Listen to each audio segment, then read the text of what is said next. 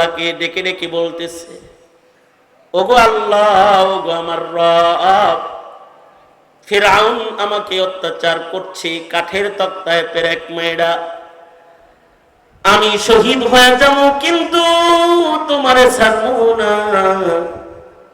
বিনিময়ে একটা জিনিস শুধু আমি চাই, ওগো আমার রব, তুমি তোমার কাছে আমার জন্য একটা ঘর বানায় দিও আল্লাহ। আল্লাহর রাসূল যখন মিরাজের সফরে চলতেছেন, আল্লাহর রাসূল জিব্রাইলকে বলে, জিব্রাইল, নিচে থেকে একটা খুশবু উপরে আসতেছে, নাকে পাওয়া যায়। হযরত জিব্রাইল বলে, আল্লাহর রাসূল, আপনি ঠিক ধরেছেন, এই জায়গা থেকে একটা খুশবু বের হইতেছে 2000 বছর ধরে। এই খুশবুটা মুসা নবীর কিছু সাহাবীর খুশবু। ওই সাহাবীগুলো কারা?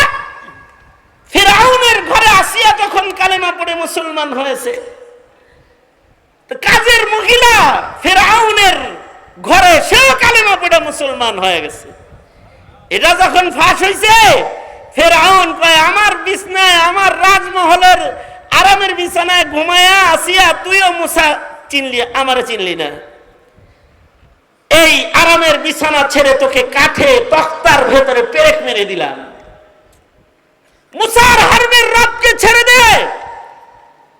হাতে পেরেক, পায়ে পেরেক দিয়া কাঠের ভিতরে যখন লাগায় রাখছে, মুসার ফাঁসি ছিল এরকম, ফিরআউনের ফাঁসি ছিল এরকম, যে ফিরআউন জুলুম করে মানুষকে তক্তার ভেতরে পেরেক মেরে রেখে দিত। ধীরে ধীরে রক্ত শূন্যতায় তার দম বের হয়ে যেত। হযরত আসিয়ারে যখন পেরেক মারছে, হাতের তালুতে পেরেক, দুই হাতে, হাতের ডানাতে পেরেক, রানের ভেতরে পেরেক, পায়ের ভেতরে পেরেক, এমনকি মাথার চামড়ার নিচ দিয়ে পেরেক মেরে মাথাকে কাঠের তক্তার সাথে বেঁধে দিয়েছে। আর ফিরআউন পাশে দাঁড়ায় দাঁড়ায় বলতেছে, আসিয়া এখনো সময় আছে, মুসা আর হারুনের রবকে ছাইড়া দাও। কিন্তু সাহাবী তো মুসা আলাইহিস সালামের সাহাবী, ঈমান এত শক্ত। ওই সময় হযরত আসিয়া ফিরআউনের সাথে কথা কয় না, সরাসরি আল্লাহর সাথে কথা কইতেছে। আল্লাহকে ডেকে ডেকে বলতেছে, ওগো আল্লাহ, ওগো আমার রব, ফিরআউন আমাকে অত্যাচার করছে, কাঠের তক্তায় পেরেক মেয়েরা, আমি শহীদ হয়ে যাবো কিন্তু তোমারে ছাড়বো না। বিনিময়ে একটা জিনিস শুধু আমি চাই, ওগো আমার রব, তুমি তোমার কাছে আমার জন্য একটা ঘর বানায় দিও আল্লাহ। ইনদাকা বাইতান ফিল জান্নাহ, তোমার কাছে একটা ঘর জান্নাতের ভেতরে আমাকে তুমি দিও আল্লাহ। আল্লাহকে ডেকে ডেকে বলতেছে।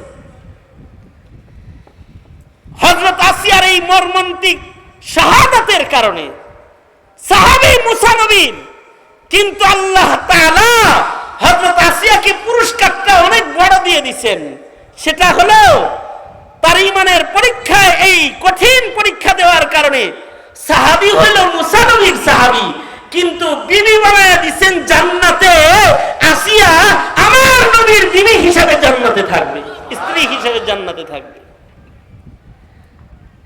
এই কারণে আল্লাহর রাসূল সাল্লাল্লাহু আলাইহি ওয়াসাল্লাম খাদিজাতুল কুবরার ওফাতের পূর্বে, খাদিজা যখন খুব পেরেশান, কেমনে যাইবো, কিভাবে বরজকে থাকবো, তো নবীজি সান্ত্বনা দেয়। সান্ত্বনা দিয়ে বলে, খাদিজা, টেনশন করবেন না, এত পেরেশানি আপনি উঠাইবেন না। ইশারায় রাসূল খাদিজাকে জান্নাতের সুখবর দিয়ে দিতেছে। নবীজি বলে, খাদিজা, আপনি বরজখে যাওয়ার সাথে সাথে আমার জান্নাতের দুইজন বিবি আছে যারা আপনাকে ইস্তেকবাল করবে। হযরত খাদিজা বলে, কি বলেন আপনি? আপনি আমাকেই প্রথম বিয়ে করেছেন, আমার তো কোনো সতীন নাই, এই সতীনরা আস্তেক বানাইব কই থেকে? আল্লাহর রাসূল বলে, খাদিজা, ফিরআউনের অত্যাচার সহ্য করার কারণে আসিয়াকে আল্লাহ পুরস্কার দিয়েছে, জান্নাতে সে আমার বউ হিসেবে, বিবি হিসেবে থাকবে। আর হযরত ঈসার মা মরিয়মকে আল্লাহ তাআলা আমার বিবির মর্যাদা দান করেছে। আমার এই সতীন, আপনার সতীন, আমার এই দুই বিবি আপনাকে ইস্তেকবাল জানাবে। ইশারায় জান্নাতের কথা বলে দিছেন। তো আল্লাহর রাসূল যখন মিরাজের সফরে যাইতেছেন, তো হযরত জিবরাইল বলে, এখানে কিছু সাহাবীর, মুসা নবীর কিছু সাহাবীর হাড্ডি লুকানো আছে। ওই যে কাজের মেয়েও কালেমা পড়ে মুসলমান হয়ে গেছে। ফিরআউন এই কাজের মহিলার ঈমান নষ্ট করার জন্য, তাফসীরে আছে, বিশাল কড়াইয়ের ভেতরে তেল জাল করছে। তাফসীরে আছে 3 দিন 3 রাত তেল গরম করছে, 3 দিন 3 রাত। আধা ঘন্টা তেল গরম করলে, আধা ঘন্টা তেলের ভিতরে মাছ ছেড়ে দিলে তার কি হালত হবে? আর যদি তেলের কড়াই তেলটা 3 দিন 3 রাত গরম করা হয়, তার গরমিটা কেমন হবে? এই উত্তপ্ত গরমের তেলের সামনে এই মহিলাকে হাজির করছে। হাজির করে বলে, ফিরআউন, এই মুসা হারুনের রবরে ছেড়ে দাও। সে বলে, জান দিব কিন্তু ঈমান দিব না, ঈমানের উপরে অটল, জীবন দিব কিন্তু ঈমান দিব না।